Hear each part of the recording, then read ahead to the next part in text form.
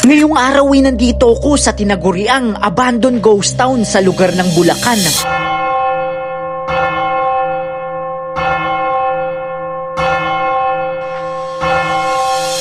Naging ghost town ng lugar na ito hindi dahil sa masasamang espiritu. Ang naging dahilan kung bakit naging ghost town nito ay dahil iniwan at inabandona ang lugar na ito dahil sa kunti-kunting paglubog sa baha ng lugar. Hindi dahil sa malakas na ulan o bagyo, kundi sa pagbabago ng sea level sa lugar na ito na naging sanhi ng pagkalubog sa baha ng lugar na ito. Kaya tinawag itong ghost town. From Quezon City ay nagbiyahe kami papunta sa parte ng Bulacan para mapuntahan ng sinasabing ghost town sa lugar na yon. Ngayong araw ay nandito tayo sa tinatawag na ghost town sa lugar ng Bulacan. Tinawag siyang ghost town, tol, kasi sa tagal ng panahon nagsisialisa na yung mga nakatira dito dahil kahit walang bagyo, tol, ay no, tinan mo, baha dito. Kaya ngayon, i-explore natin to, tol. Tingnan natin kung anong meron dito, kung bakit nga ba to tinatawag na ghost town dito sa Bulacan. Habang papalapit kami sa lugar ay bumungad na agad sa amin ng mataas na baha. Maganda at mainit naman ang panahon pero baha sa lugar na ito. Tingnan nyo naman yung alakaran namin. Isipin nyo sobrang ganda ng panahon ngayon. Pero ganito yung ano dito, yung lugar dito. Kaya tinan mo, yung paligid, tol, wala nang bumili ng bahay, wala nang nagpatayo ng bahay. Nasa bungad pa lang kami ay meron na agad tumambad sa amin na isang abandonadong bahay. Abandonado na, di ba? May mga nakatira pa ditong iba, pero karamihan wala na. Isipin mo ngayon ang ganda ng panahon. Paano pa kaya pag may bagyo? Pwede mas grabe yung tubig dito. Hindi sa kalayuan ay meron ulit kaming nakitang abandonadong bahay. Kaya naisipan naming pasukin ito para makita ang itsura sa loob. Ngayon mga kaibigan, may pinasok kaming isang bahay dito na abandonado na ngayon, tol. Dahil nga sa paglubog dito ng lugar, tol, nalulubog na sa tubig. Maraming mga bahay na inabandona na at iniwan na lang. Isa to, tol. Mapapansin mo na matagal na talaga itong abandonado, tol. Kasi tingnan mo naman, wala na mga gamit, sira-sira na lahat. Maganda at malawak ang bahay na ito pero inabandona na lang dahil nga sa paglubog sa baha ng lugar. Nakakapanghinayang tong bahay na to, mga kaibigan, kasi sobrang ganda, sobrang lawak. Pero dahil nga sa sitwasyon dito sa lugar na to, kahit gusto mong ikip to, hindi mo talaga kayang makip, tol, kasi nga sobrang delikado. Tingnan mo, tol, yung inaabot ng tubig dito ay ayun yung palatandaan na umakyat talaga yung tubig dito ng ganitong kataas. Tingnan mo, lagpas tao Ayon sa mga residente at sa mga ulat tungkol sa lugar na ito, ang patuloy na pagtaas ng tubig ang isa sa pangunahing dahilan kung bakit unti-unti nilang iniwan ang kanilang mga bahay. Habang lumalala ang pagbaha, mas naging mahirap ang araw-araw na pamumuhay dito. Sa kalaunan, marami ang napilitang lumipat sa mas ligtas na lugar. Grabe dun, Yo, paano ba namin lalakarin yan, gago? Ito yung nilakaran namin kaganina, Sobrang nakakatakot lakaran, tol, kasi yung tubig dito hindi na malinaw, puro lumot na, kaya hindi mo alam kung safe pa ba yung tinatapakan mo. Ang mahirap dito, tol, hindi pantay-pantay yung mga palsada, may mga malalalim, kaya hindi mo alam kung safe ba yung tatapakan mo. Isipin mo, napakaganda ng panahon ngayon. Paano pa kaya kung may bagyo dito? Eh di sobrang taas ng tubig dito, di ba? Dahil sa matagal na panahon na lubog sa baha ang lugar na ito, ay meron na rin ditong mga patay na isda dahil sa maduming tubig. Dahil nga sa sobrang baha dito lagi, tol, nagkakaroon na siya ng mga isda. At ang lalaki pa niyan, tol, tapos namamatay na lang sa kadahilanan na hindi kasi malinis yung tubig dito. May isang napakalaking bahay dito na inabandona na lang din ng may-ari. May isa pang bahay dito, mga kaibigan, mansion na, tol, sobrang laki. Mansion type na siya ng bahay, kaso nga dahil sa sitwasyon dito, abandonado na rin. Nakakatindig balahibo, hindi dahil may multo, kundi dahil alam mong dati itong tahanan ng isang masayang pamilya. Isang dream house na pinangarap ng isang pamilya. Dream house na pinaghirapan, dugot pawis ang inalay para maitayo. Pero sa pagbabago ng level ng tubig dito ay iniwan na lang at inabandona. Isipin mo, may sala rito, kumakain ng isang pamilya, may kusina, may kwarto, tawanan, kasiyahan, pero ngayon puro katahimikan na lang. Isang malaking bahay na inabandona na lang dahil sa sitwasyon ng lugar. Ganda pa ng bahay na to, tol, kaso nga dahil sa sitwasyon talaga wala. Inabandona na lang, nakakapanghinayang. Isipin mo, mga dream house ko na to, tol, Pero paano nga ba umantong sa ganitong sitwasyon ang lugar na ito? Saan nagsimula ang pagbabago ng antas ng tubig? Bakit inabot ng matinding pagtaas ng baha ang subdivision na to? Kaya ilang taon ka na nakatira dito sa lugar na to? Since 1999 pa po Anong taon ba nagsimula yung pagtaas ng level ng tubig dito? Ang naalala ko sa papa ko, ang sabi is since tiniyo yung SM, tsaka na siya nagkaroon ng tubig dito sa amin.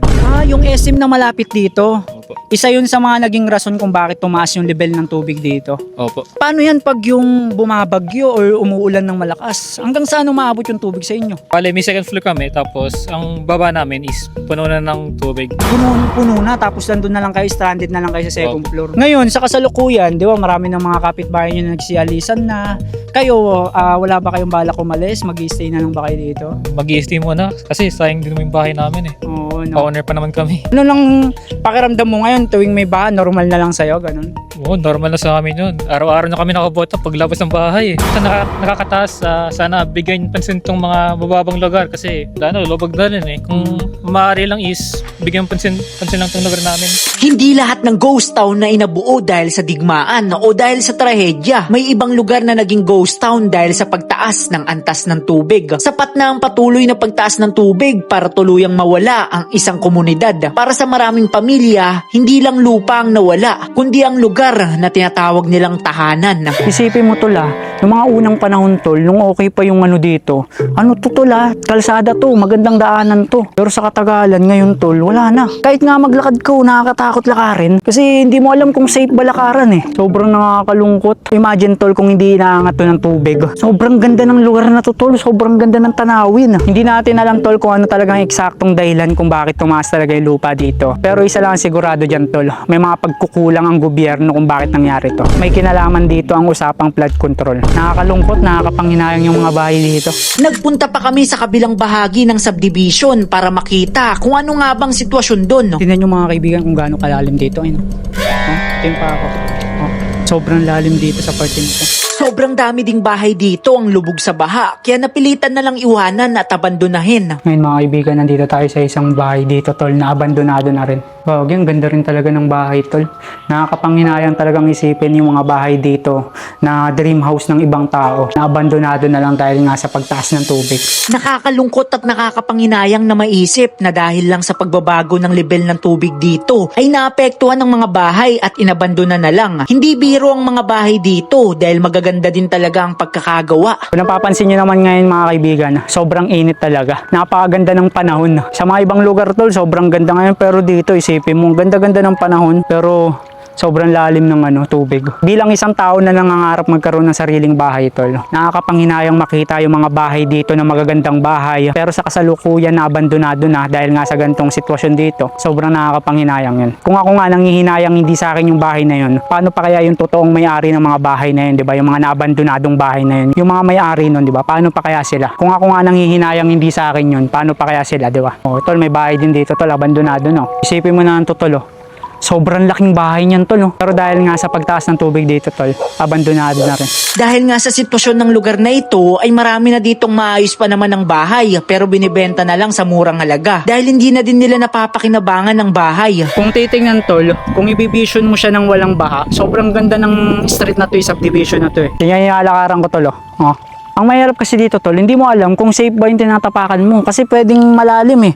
Pwedeng may baku dito na lubak, yung may malalim na part. Kaya hindi mo alam kung safe ba yung tinatapakan mo eh. Isipin mo na lang tol, di ba? Ano kaya nararamdaman ng mga pamilya ng may-ari ng mga bahay dito, di ba? Pinatayo nila yung bahay, ginastosan nila ng malaking pera. Ang ending ng dream house na pinapangarap nila ay mauuwi lang sa ganito. Kung ako nga na nag-e-explore lang dito, nanghihinayang sa mga lupa dito, sa mga bahay, paano pa kaya talaga yung mga lehitimong taga dito, di ba? Ano kaya magiging solusyon dito ng gobyerno? Kasi kung totosin, kung gustong solusyonan to, masusolusyonan to eh.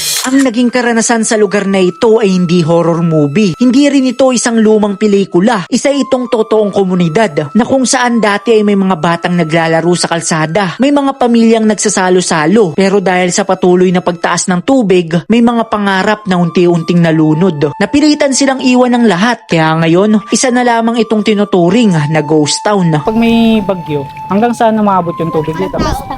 Nagpastao. Eh, saan kayo nun? Pag ganun? Lumilikas po sa PDF. May kayo, evacuation center pag sayang tol, laking bahay. Sobrang laking bahay niyan.